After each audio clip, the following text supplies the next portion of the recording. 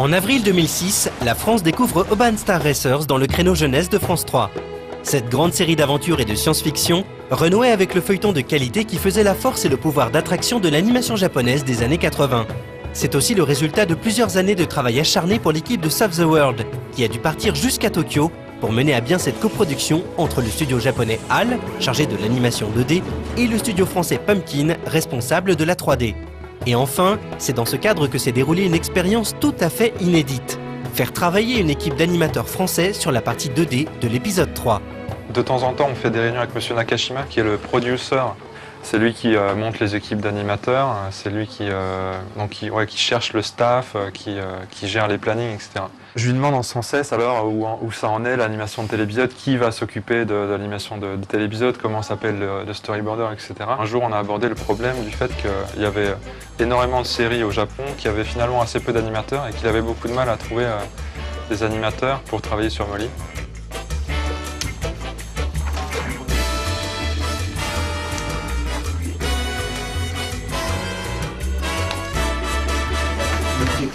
Ce dessin, il a tombé par terre. C'est des poses d'animateurs local là-bas, et ça c'est la correction du directeur d'animation. C'est aussi le degré de complexité, quoi. C'est pas du chocopop, ça. T'as les plis, t'as plein de détails. Ici en France, un dessin comme ça suppose 3-4 niveaux. Au moins 2 niveaux, c'est sûr, et après selon les boîtes, toi t'as un niveau de masque pour les ombres, t'en as un autre pour les lumières. T'as la différence, c'est ouf. En plaisantant, je lui disais que c'était le monde, enfin pas le monde à l'envers, mais c'était dommage d'avoir dans un pays tant de production et pas assez de gens, alors que dans d'autres pays comme la France, il y a beaucoup de jeunes qui rêveraient de bosser sur ces productions et qui peuvent pas, il n'y a pas de travail en tant qu'animateur. On avait peut-être l'idée en même temps on n'a qu'à essayer de tester ces gens-là pour voir ce qu'ils donnent sur une production japonaise. C'est-à-dire que c'est un peu inédit comme expérience, quoi. Faire de l'anime japonaise en France. Déjà, c'est rare de faire de l'anime tout court. Et là, c'est de l'anime japonaise en plus. Avatar. Du vaisseau qui sera fait en 3D.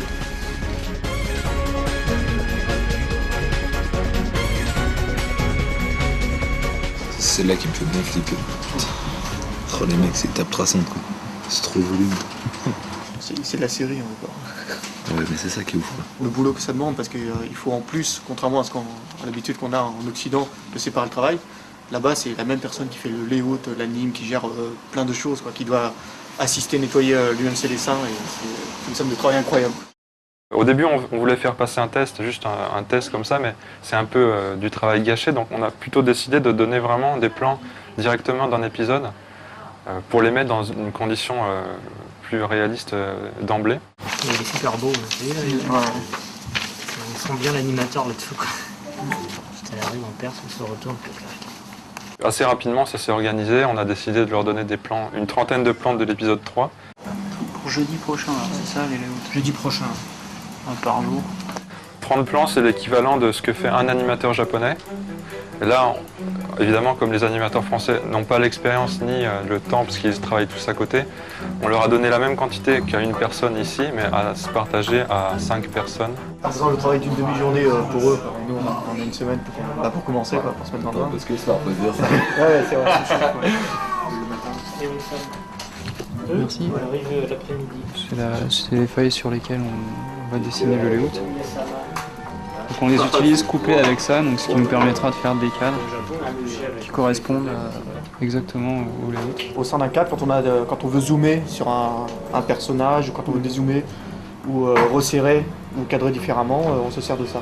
Même s'il y a un cadre qui est unique, qui est imposé par le layout, quand il y a des mouvements de caméra, on est obligé d'avoir des cadres de référence. Ça, c'est une feuille expo. C'est la feuille qui permet à l'animateur d'indiquer pour les assistants et à l'assistant pour le compositing et la mise en couleur tout le timing,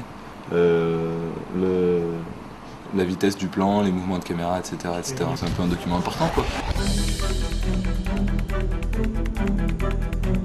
Et au niveau des lip-sync, on fait comment? C'est souvent ça, quand t'as une bouche fermée, une bouche comme ça, quoi, genre ouverte. Ça, c'est ce que l'animateur fait. Ouais. 3 bouches, ouais. Et ensuite, toi, aux inter, tu fais une bouche milieu, quoi. Et ensuite à la feuille d'expo, c'est au hasard.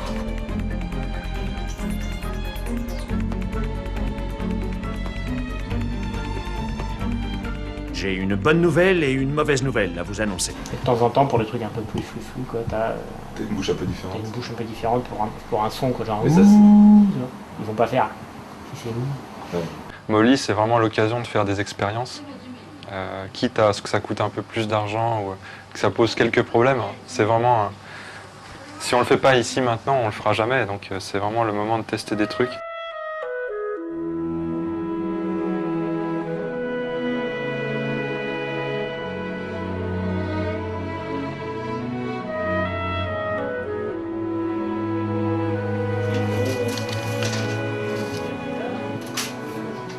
C'est un défilant de décor derrière le personnage qui est dans le cockpit. Alors on a un cadre de départ, un cadre d'arrivée, un léger truck out pour avoir une impression de perce, que le décor en même temps de défiler, il défile un peu en arrière.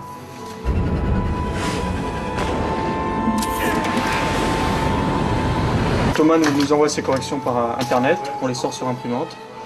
Et voilà, là tout ce qu'il y a de corrigé est en rouge. Donc avec des petites indications en plus. Voilà. Des pauses supplémentaires à rajouter. Les principales corrections se font au niveau du visage, des yeux et des expressions des personnages.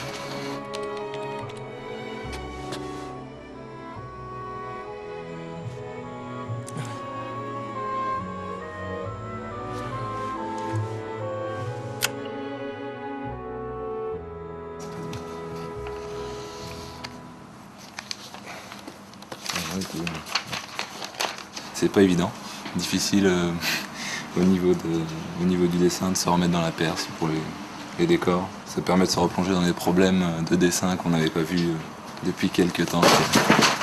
Petit studio, hein.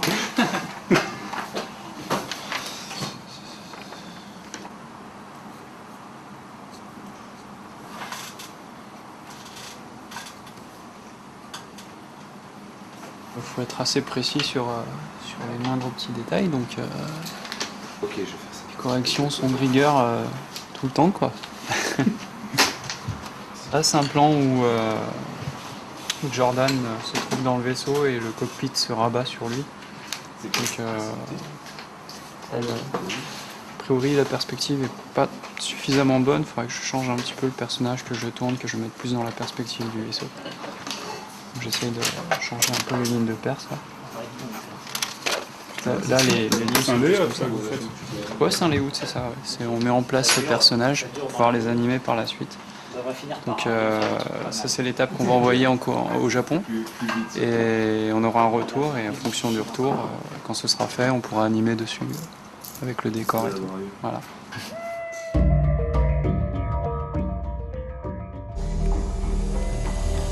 Ok Jordan, on commence par un check-up, tu es prêt? Fais d'abord chauffer les réacteurs latéraux.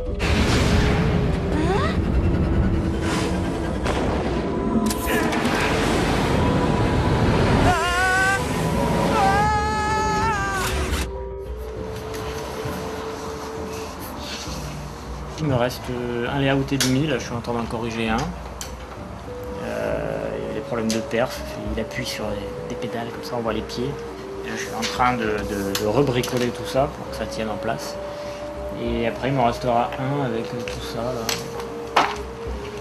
Voilà, tout ça à remettre en perf avec le vaisseau au premier plan.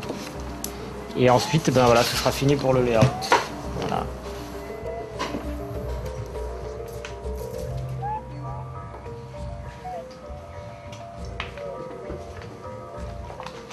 Là on met les plans une fois qu'ils sont finis. Là.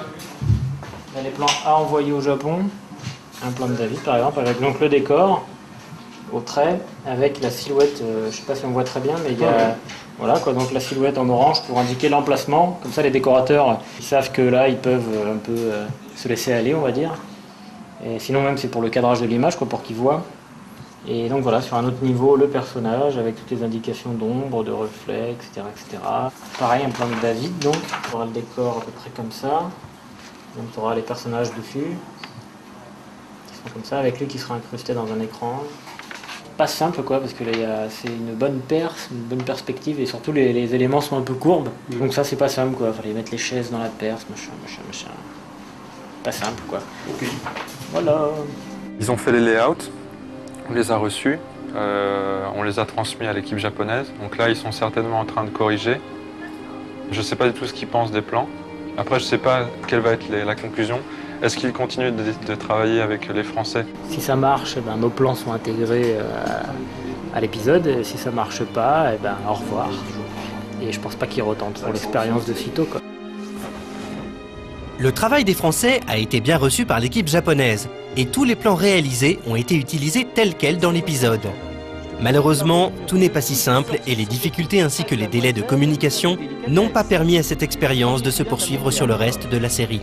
Mais tout cela a quand même permis de savoir que c'était de l'ordre du réalisable et nous donne envie d'espérer que se reproduisent d'autres collaborations du même genre entre la France et le Japon. Pas de panique, mon grand. Rappelle-toi, les boutons verts sont à droite.